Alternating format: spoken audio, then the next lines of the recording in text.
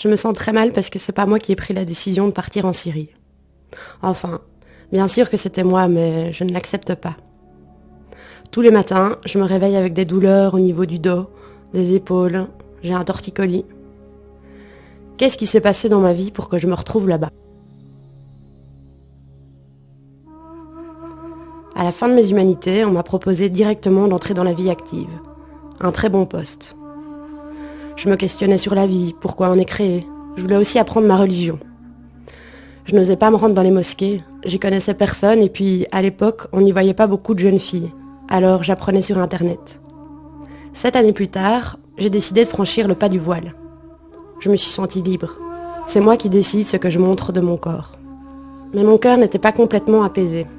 En réalité, le comportement de la communauté m'attristait. Il y avait ce mélange culture-religion qui pour moi n'est pas cohérent. Je comprends pas certaines choses qui sont attribuées à la religion, des contraintes qui sont culturelles et pas religieuses. Si par exemple mon mari m'engueule, je peux pas lui répondre parce qu'une femme ne répond pas. C'est une mauvaise interprétation. Suivre la religion ne veut pas dire tout et n'importe quoi. Je m'en veux d'avoir été manipulée alors que j'ai toujours été contre ces formes d'extrémisme. J'ai même donné à mon mari le pouvoir d'utiliser la religion pour mieux me contrôler. Et ça, je le comprends seulement maintenant. Et c'est certainement pour ça que je l'ai suivi en Syrie. On s'est mariés en 2013.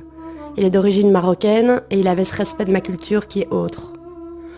Je ne suis pas trop pour les mariages interculturels, sauf s'il y a un partage commun, une vision commune de la religion.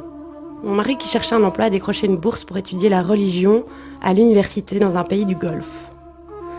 J'ai démissionné pour l'accompagner et étudier l'arabe dans une école pour les épouses. Pourquoi ne pas partir et faire autre chose ? Je voulais apprendre et comme je n'avais pas étudié en étant plus jeune, parce qu'à 18 ans j'ai travaillé directement, c'était comme un challenge. C'était du pur plaisir. La religion, pour moi, c'est une passion.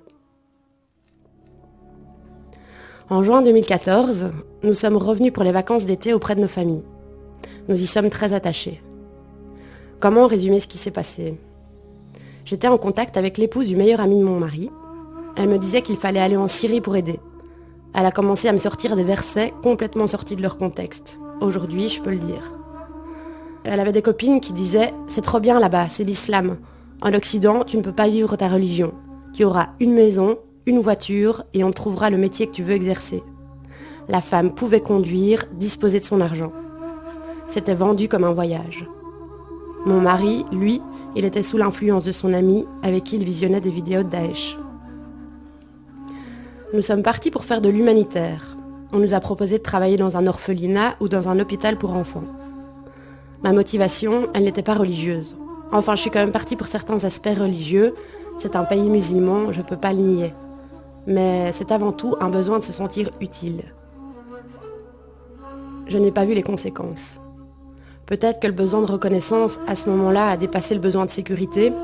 Je ne sais pas. Depuis toujours, j'ai besoin de me sentir utile et d'aider les autres. Je n'étais pas terroriste, c'est impensable. À notre arrivée en Syrie, nous avons été immédiatement séparés. On m'a dit de cacher mon visage. Ça, c'était vraiment le premier signe de violence. Même mon mari ne s'attendait pas à cela.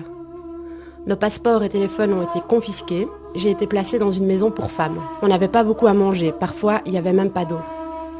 Il y avait des excréments. On ne pouvait pas utiliser de serviettes hygiéniques. Et il y a eu une épidémie. Il fait froid en octobre. On dormait à même le sol. Je n'arrive pas à comprendre comment j'ai pu supporter ça. À mon retour, un traumatisme s'est installé. Je n'aime pas le statut de victime, mais j'en avais besoin. Et qu'on ne le reconnaisse pas, c'était dur. Pendant des mois, j'ai vécu comme si tout était normal.